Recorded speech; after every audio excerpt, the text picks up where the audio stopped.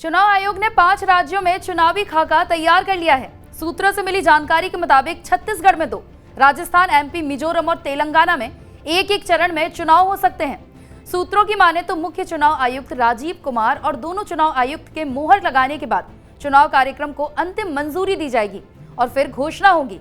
5 राज्यों में मौजूदा विधानसभा का कार्यकाल इस साल के अंत में खत्म हो रहा है।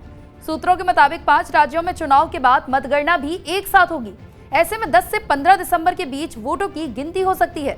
इस बीच 5 राज्यों के चुनावी ऑब्जर्वर के साथ चुनाव आयोग की दिल्ली में बड़ी बैठक भी चल रही है।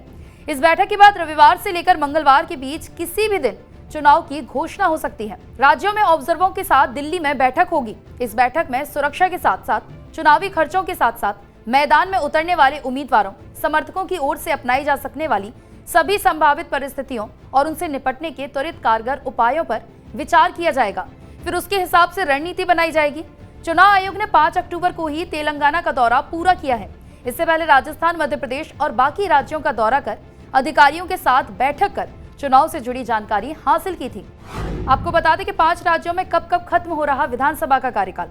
तो सबसे पहले 17 दिसंबर 2023 को मिजोरम का कार्यकाल समाप्त हो जाएगा। 6 जनवरी 2024 को मध्य प्रदेश विधानसभा का कार्यकाल खत्म हो जाएगा। 3 जनवरी 2024 को छत्तीसगढ़ विधानसभा का कार्यकाल खत्म हो जाएगा।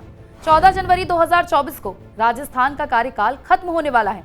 वहीं 16 जनवरी 2024 को तेलंगाना विधानसभा का कार्यकाल भी खत्म हो जाएगा। आपको बता दें कि चुनावी राज्यों में सियासी सरगर्मियां तेज हो गई हैं। मध्य प्रदेश, छत्तीसगढ़ के बीजेपी समेत कुछ और राजनीतिक पार्टियों की ओर से कई उम्मीदवारों का ऐलान भी हो चुका है।